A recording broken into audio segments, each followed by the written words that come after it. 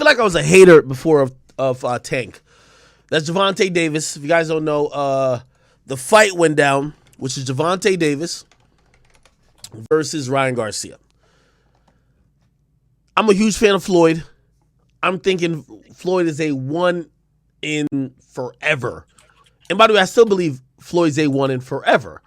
However, a lot of people have been rocking with Tank.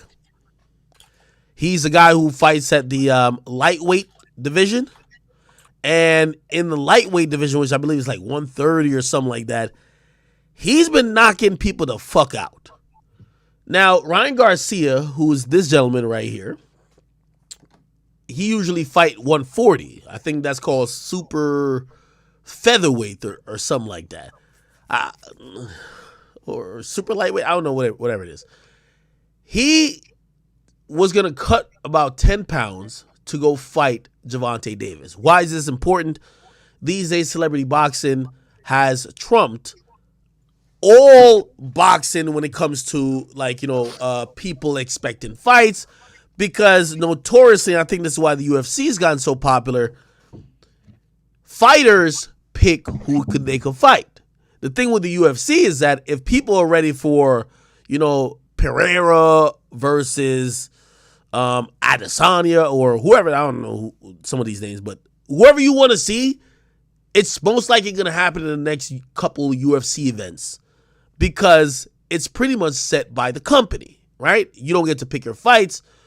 If you're in, it's pretty much like a league.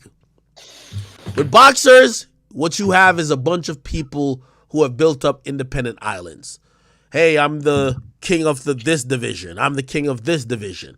They never fight really anybody during their prime that could be competition, and it's incentivized to stay undefeated or to stay as dominant as possible. What has that done? People have looked at fighting and boxing as pretty much a subpar sport coming in regards to UFC. Ironically enough, even though we love Floyd, people like to see the fights we want to see. Floyd made $1 billion in fighting by never getting beat, but in UFC or MMA, people don't mind you losing as long as they feel like you're a fearless opponent and you take on everybody that comes back. Also, they champion people who have lost and comes back, right? Like, for example, Stylebender, he lost twice in a row and he came back and knocked the nigga out the third time. They like people who come back. In boxing, people rather just rely on their record and fight soft opponents, and hopefully their name bigs up. Anyway, a fight got agreed upon, which was Davis versus Ryan Garcia. And this is in the midst of, like, for example, what I heard that Tommy Fury and Jake Paul did in terms of pay-per-view buys was not that shabby. So a lot of people bought Tommy Fury and Jake Paul.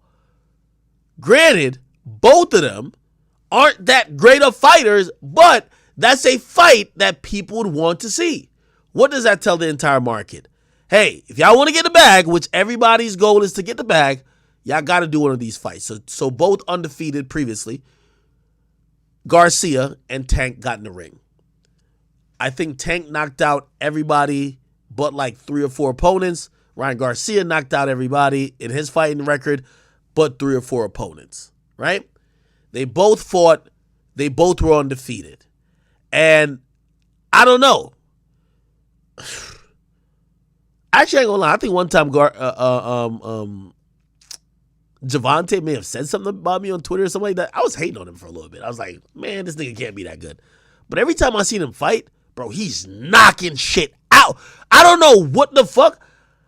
If I'm these dudes, we got to check his gloves. He got something extra in his gloves. Somebody was mad at me for saying this. I compared him. And by the way, I'm not a sport analyst. I'm just a regular nigga. I speak on everything. So you can be like, oh, I can't know sports school. I compared him a bit to the Mike Tyson. And I know you'll be like, what? Whoa. Mike Tyson of his division. Mike Tyson was a heavyweight, so that's different. Mike Tyson of his division. He's the hardest hitting nigga at his weight class. Clearly. Y'all can't tell me another nigga who hit harder than him at his weight class. Bro, he's knocking shit out, and bro, I'm telling you, there's something about what he got going on. If you meet him at 130, he is fucking couldn't, bro, put like this. I weigh like 240, my nigga. I'm 100 pounds heavier than the motherfucker. I won't think a nigga who is light as hell could put his hands on me to the point that, like, so strong. Like, bro, you being weaker means less power, usually. If you're 200 plus, just like people like Deontay Wilder, who people think is a really heavy hitter, or Tyson Fury, really heavy hitter. They're big, they're strong, they're heavy. This dude is 130, and he's swinging like he got brass knuckles on. That is on some Mike Tyson shit. Now, granted, when I say Mike Tyson, I'm only talking about in power of punch. He does not treat fights like Mike Tyson. Mike Tyson used to run up on opponents trying to end them in the first and second round. He does box, but he throws power shots, which, by the way, if you compare him to Floyd, is way different than how Floyd was giving it up, because Floyd never relied on power shots because after a certain point, his hands used to get brittle, right? He was hurt. So he used to rely on a lot of technique, outboxing, counter-punching. This nigga Tank, I've never seen another nigga. Y'all could tell me, give me some names. This nigga is swinging like he got a fucking iron, like he got like a fucking iron fist. So if you don't know how this fight ended with this other guy, and this was the lead up, he stopped the fight by hitting the dude in the rib where the liver is approximately. And the dude who was already bleeding from the nose, he just took a knee. He did a George Floyd or Derek Chauvin. Or he did a Kaepernick. He did a Kaepernick. He did a Kaepernick. Yeah, that's what I mean. Here we go. Look. By the way, up until this point, he did get knocked down like second round. I thought he lost that round. I thought he was gonna be able to outlast. He was gonna outlast Tank and give a boxing exhibition. Just start beating him with the hands in the 7th round or later. But this what happened.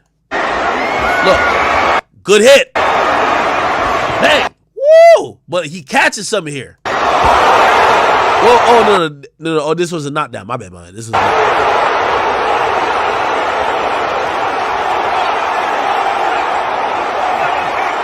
yeah, this was a knockdown. This was second round. My bad. Second round. That's what I mean. Well, actually, I was. Oh, look at my boy Floyd. Look at my boy. Yo, look at these diamonds on my boy neck.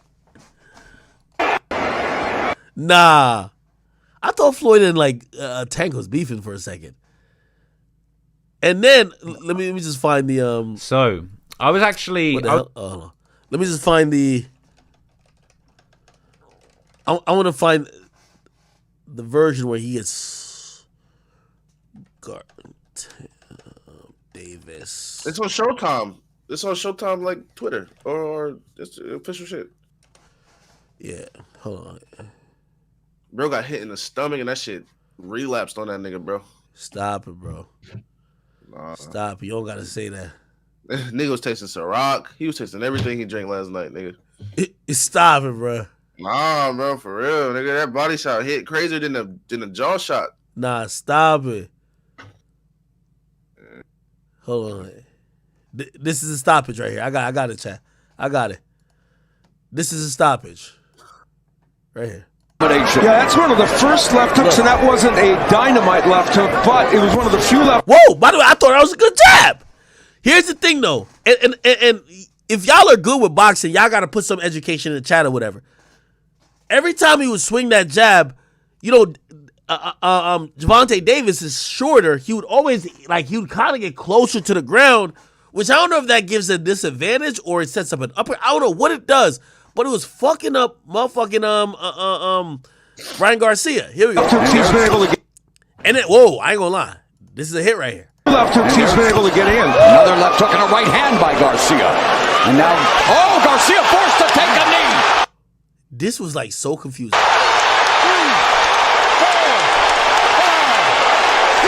By the way, I thought he was gonna get his ass up. I thought he was gonna just do a, all right, 8 count, let me get up.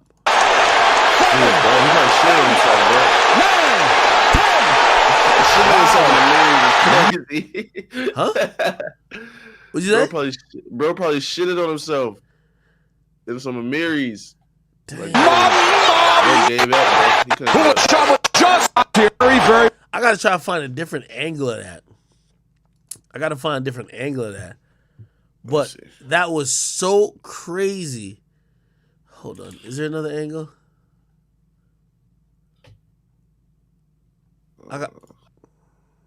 You found it?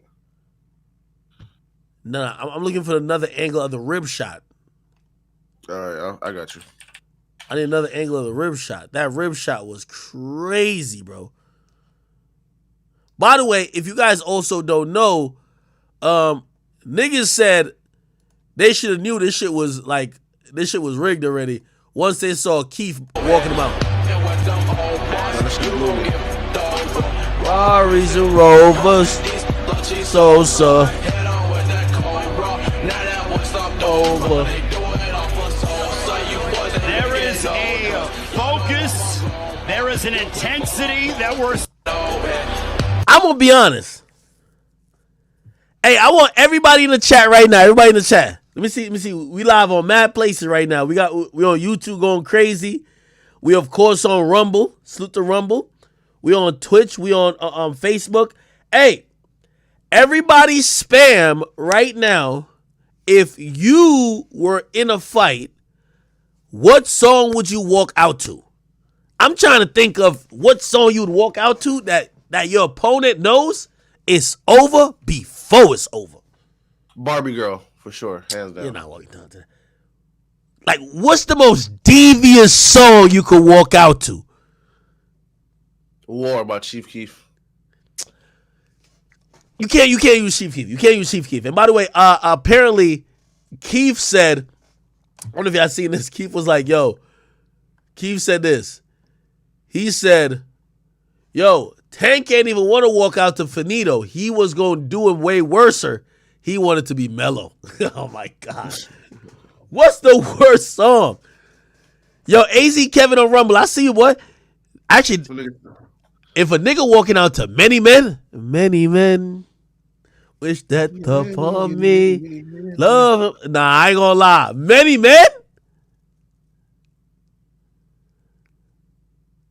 I don't know, really. Nah, somebody said crazy story. I don't know about crazy story, but many men?